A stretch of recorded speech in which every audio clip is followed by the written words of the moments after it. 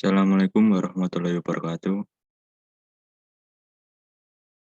Kami dari kelompok 3, Waalaikumsalam warahmatullahi wabarakatuh. ingin mempresentasikan hasil kerja dari kelompok kami yang membahas topik tentang protocols and models.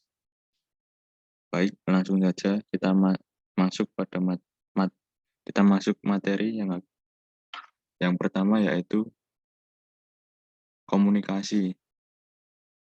Dasar-dasar komunikasi. Jaringan dapat bervariasi dalam ukuran dan kompleksitas. Tidak cukup hanya memiliki koneksi, perangkat harus menyepakati bagaimana berkomunikasi. Ada 3 elemen untuk berkomunikasi apapun. Yang pertama yaitu akan ada sumber, yaitu pengirim, akan ada tujuan, yaitu penerima, dan akan ada saluran atau media yang menyediakan jalur komunikasi terjadi. Protokol komunikasi. Semua komunikasi diatur oleh protokol. Protokol adalah aturan yang akan diikuti oleh komunikasi. Aturan ini akan bervariasi tergantung pada protokol. Berikut adalah gambar contoh dari protokol komunikasi. Protokol harus memperhitungkan persyaratan berikut. Yang pertama, pengirim dan penerima yang teridentifikasi. Yang kedua, bahasa dan tata bahasa umum. Yang ketiga, kecepatan dan waktu pengiriman. Dan yang keempat, persyaratan konfirmasi atau pengakuan. Persyaratan protokol jaringan. Protokol komputer umum harus sesuai dan mencakup persyaratan berikut. Yang pertama, pengkodean pesan. Yang kedua, pemformatan dan enkapsulasi pesan. Yang ketiga, ukuran pesan. Yang keempat, waktu pesan. Dan yang kelima, yaitu opsi pengiriman pesan. Pengkodean pesan. Encoding adalah proses mengubah informasi menjadi bentuk lain yang dapat diterima untuk transmisi. Decoding mengembalikan proses ini untuk menafsirkan informasi. Berikut gambar di bawah adalah contoh dari encoding dan decoding. Pemformatan dan enkapsulasi pesan. Ketika sebuah pesan dikirim, itu harus menggunakan format atau struktur tertentu. Format pesan tergantung pada jenis pesan dan saluran yang digunakan untuk menyampaikan pesan. Berikut gambar contoh dari pemformatan dan enkapsulasi pesan. Ukuran pesan. Encoding antar host harus dalam format yang sesuai untuk media. Pesan yang dikirim melalui jaringan diubah menjadi bit. Bit dikodekan ke dalam pola cahaya, suara, atau impuls listrik. Host tujuan harus memecahkan kode sinyal untuk menginterpretasikan pesan. Berikut gambar contohnya. Waktu pesan. Waktu pesan mencakup hal-hal berikut, yaitu flow control, mengatur kecepatan transmisi data dan menentukan berapa banyak informasi yang dapat dikirim dan kecepatan pengirimannya. Yang kedua, response timeout, mengatur berapa lama perangkat menunggu ketika tidak mendengar balasan dari tujuan. Yang ketiga, metode akses, menentukan kapan seseorang dapat mengirim pesan. Mungkin ada berbagai aturan yang mengatur masalah seperti tabrakan. Ini terjadi ketika lebih dari satu perangkat mengirimkan lalu lintas pada saat yang sama dan pesan menjadi rusak. Beberapa protokol bersifat proaktif dan berusaha mencegah tabrakan. Protokol lain bersifat reaktif dan menetapkan metode pemulihan setelah tabrakan terjadi. Opsi pengiriman pesan. Pengiriman pesan mungkin salah satu dari metode berikut, yaitu unicast, komunikasi satu lawan satu, multicast, satu ke banyak, biasanya tidak semua, siaran, satu untuk semua. Catatan, siaran digunakan di jaringan IPv4 tetapi bukan merupakan opsi untuk IPv6. Nanti kita juga akan melihat Anycast sebagai opsi pengiriman tambahan untuk IPv6. Catatan tentang ikon node. Dokumen dapat menggunakan ikon simpul, biasanya lingkaran, untuk mewakili semua perangkat. Gambar tersebut mengilustrasikan penggunaan ikon simpul untuk opsi pengiriman. Baik, materi selanjutnya akan dilanjutkan oleh Mas Ratif.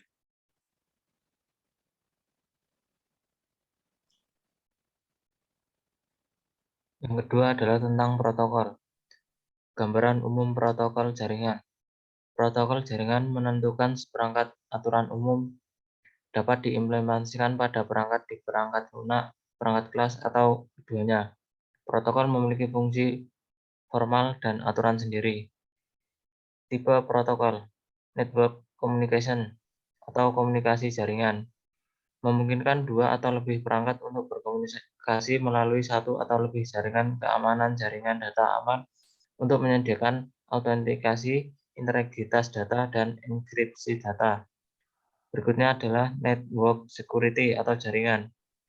Data aman untuk menyediakan autentikasi, integritas data, dan enkripsi data. Kemudian routing, memungkinkan router untuk bertukar informasi rute, membandingkan informasi jalur, dan memilih jalur terbaik. Yang terakhir, service discovery, digunakan untuk deteksi otomatis perangkat atau layanan. Fungsi protokol jaringan. Yang pertama, addressing, berfungsi untuk mengidentifikasi pengirim dan penerima. Reliability, untuk jaminan pengiriman. Flow control, untuk memastikan aliran data pada tingkat yang efisien. Sequencing, memberi label unik setiap segmen data dan ditransmisikan. Error detection, berfungsi untuk menentukan apakah data menjadi rusak selama transmisi. Kemudian application interface, berfungsi untuk komunikasi proses ke proses antara aplikasi jaringan.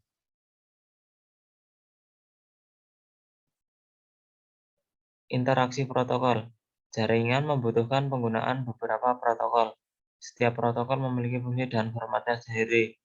Yang pertama adalah Hypertext Transfer Protocol atau HTTP. Berfungsi mengatur cara server web dan klien web berinteraksi, mendefinisikan konten dan format. Yang kemudian Transmission Control Protocol atau TCP, berfungsi untuk mengelola percakapan individu, memberikan jaminan pengiriman, dan mengelola kontrol aliran. Kemudian Internet Protocol atau IP, berfungsi untuk mengirimkan pesan secara global dan pengirim ke penerima.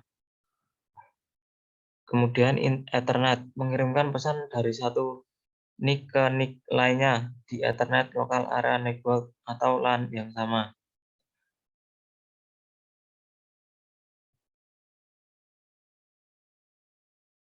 Kemudian protokol switch.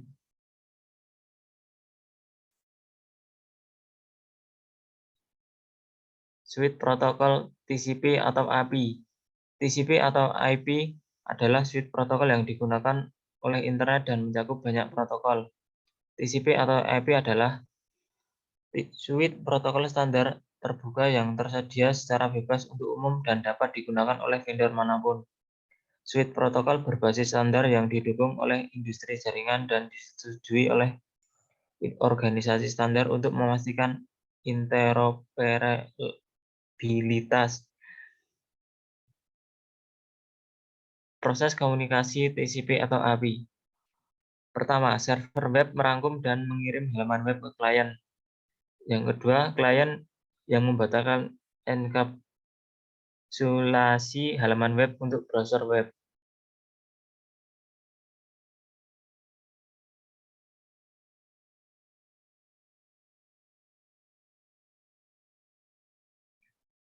Organisasi standar.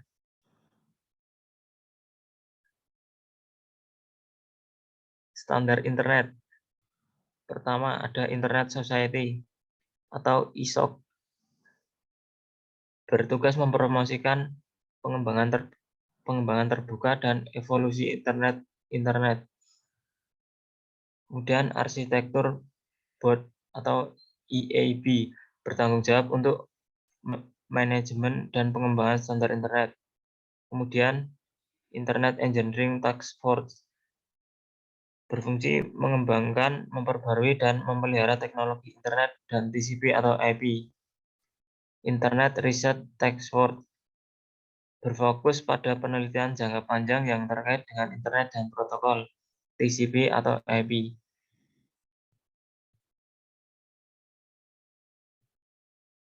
Kemudian standar internet, organisasi standar yang terlibat dengan pengembangan dan dukungan TCP atau IP. Pertama, Internet Corporation for Assigned Names and Numbers atau ICANN yang bertugas mengkoordinasikan alokasi alamat IP, pengelolaan nama domain, dan penugasan informasi lainnya. Yang kedua, Internet Assigned Numbers Authority atau IANA bertugas mengawasi dan mengelola alokasi alamat IP, manajemen nama domain, dan pengidentifikasi protokol untuk ICANN.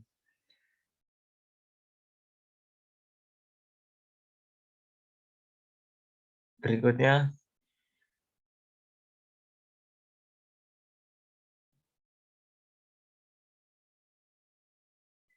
standar elektronik dan komunikasi. Pertama, Institute of Electrical and Electronics Engineers diucapkan IEEE, didedikasikan untuk menciptakan standar dalam daya dan energi perawatan kesehatan, telekomunikasi, dan jaringan. Yang kedua, Electronic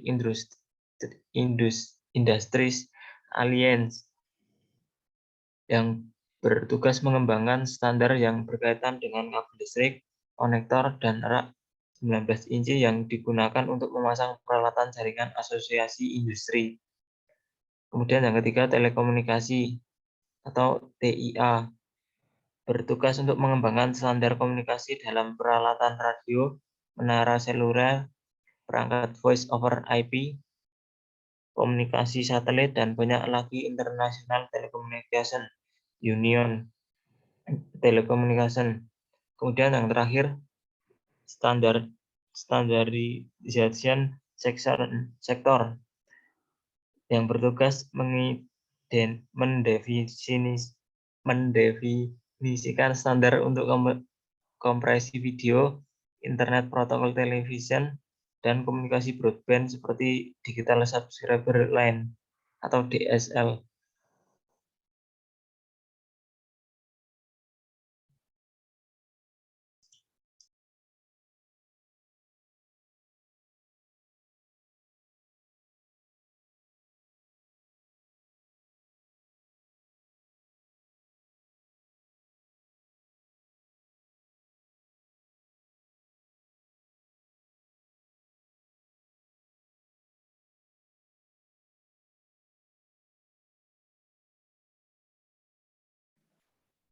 Yang kelima, model referensi. Manfaat menggunakan model berlapis. Dua model berlapis menggambarkan operasi jaringan, yaitu model referensi Open System Interconnection atau OSI. Yang kedua yaitu model referensi TCP atau IP. Model OSI membagi lapisan akses jaringan dan lapisan aplikasi. Model TCP IP menjadi beberapa lapisan. Suite protokol TCP atau IP tidak menentukan protokol mana yang akan digunakan saat mentransmisikan melalui media fisik. OSI layer 1 dan 2 membahas prosedur yang diperlukan untuk mengakses media dan sarana fisik untuk mengirim data melalui jaringan. Model referensi OSI. Lapisan model OSI 7 application. berisi protokol yang digunakan untuk komunikasi proses ke proses. Six Presentation menyediakan representasi umum dari data yang ditransfer antara layanan lapisan aplikasi. Five Session menyediakan layanan ke lapisan presentasi dan untuk mengelola pertukaran data. Transport mendefinisikan layanan untuk menyegmentasikan, mentransfer, dan memasang kembali data untuk komunikasi individu. Network menyediakan layanan untuk bertukar potongan data individu melalui jaringan. Data link menjelaskan metode untuk bertukar bingkai data melalui media umum. Fisikal menjelaskan cara untuk mengaktifkan, memelihara, dan menonaktifkan koneksi fisik. Model referensi TCP atau IP. Lapisan model TCP atau IP. Application mewakili data ke pengguna ditambah pengkodean dan kontrol dialog. Transport mendukung komunikasi antara berbagai perangkat di berbagai jaringan. Internet menentukan jalur terbaik melalui jaringan. Network access mengontrol perangkat keras dan media yang membentuk jaringan. Yang ketujuh, enkapsulasi data. Segmentasi pesan. Segmentasi adalah proses memecah pesan menjadi unit yang lebih kecil. Multiplexing adalah proses mengambil beberapa aliran data tersegmentasi dan interleaving mereka bersama-sama. Segmentasi pesan memiliki dua manfaat, yaitu yang pertama, meningkatkan kecepatan. Sejumlah besar data dapat dikirim melalui jaringan tanpa mengikat tautan komunikasi. Yang kedua, meningkatkan efisiensi. Hanya segmen yang gagal mencapai tujuan yang perlu ditransmisikan ulang, bukan seluruh aliran data. Sequencing. Sequencing pesan adalah proses penomokan segmen sehingga pesan dapat dipasang kembali di tempat tujuan. TCP bertanggung jawab untuk mengurutkan segmen individu. Protokol data units.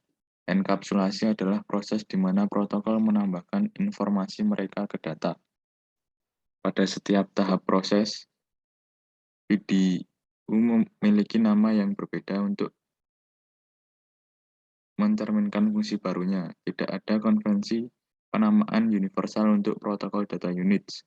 Dalam kursus ini, protokol data units diberi nama sesuai dengan protokol TCP/IP suite.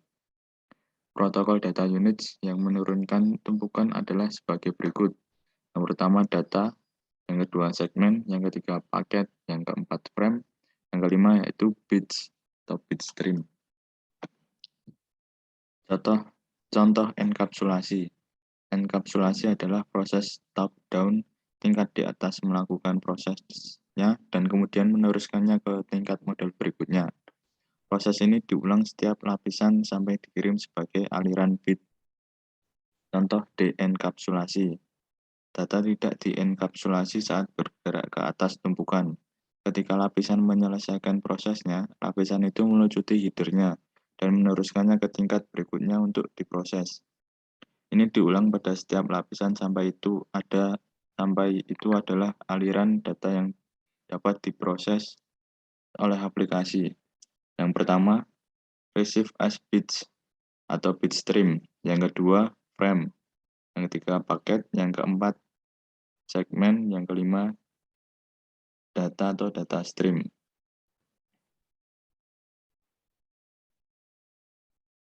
Yang kedelapan, akses data.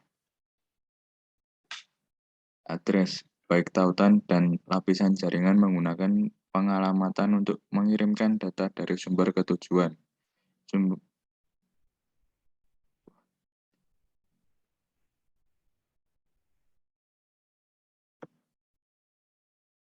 Ke tujuan akhir. Sumber lapisan tautan data dan alamat tujuan bertanggung jawab untuk mengirimkan bingkai tautan data dari satu kartu antarmuka jaringan NIC ke NIC lain di jaringan yang sama. Layer 3 Logical Address. Paket IP berisi dua alamat IP, yaitu alamat alamat IP sumber, alamat IP perangkat pengirim sumber asli paket, alamat IP tujuan, alamat IP perangkat penerima tujuan akhir paket. Alamat ini mungkin berada di tautan atau remote yang sama. Alamat IP berisi dua bagian. Bagian pertama yaitu IPv4 atau prefix IPv6. Bagian paling kiri dari alamat menunjukkan grup jaringan yang alamat IP adalah anggota. Setiap LAN atau WAN akan memiliki bagian jaringan yang sama. Bagian host IPv4 atau ID antarmuka IPv6, bagian alamat yang tersisa mengidentifikasi perangkat tertentu dalam grup. Bagian ini unik untuk setiap perangkat di jaringan. Device on the same network. Ketika perangkat berada di jaringan yang sama, sumber dan tujuan akan memiliki nomor yang sama di bagian jaringan alamat.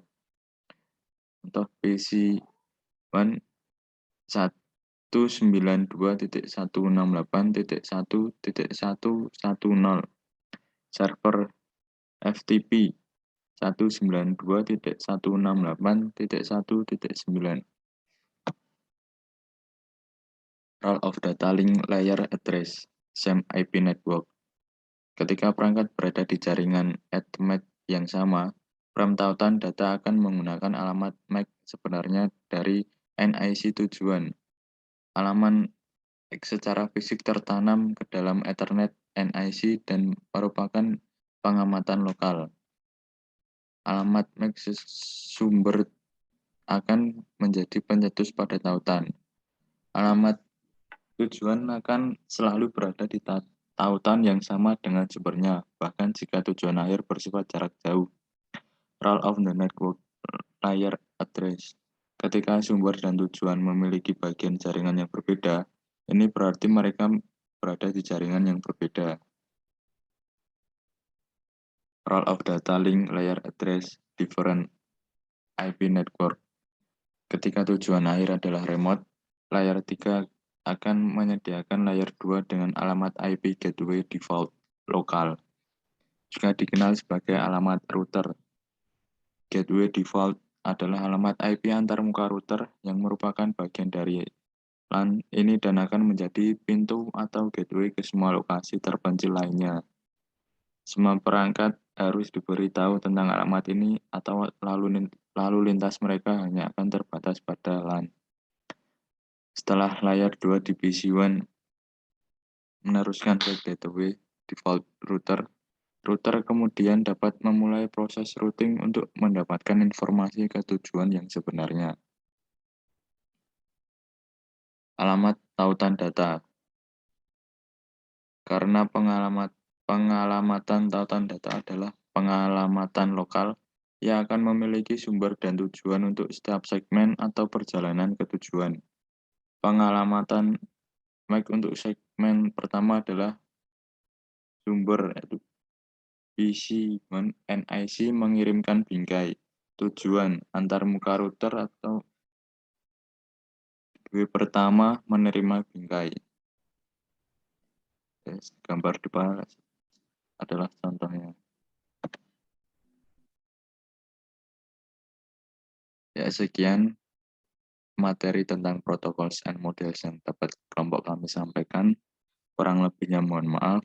Wassalamualaikum warahmatullahi wabarakatuh. Waalaikumsalam warahmatullahi wabarakatuh.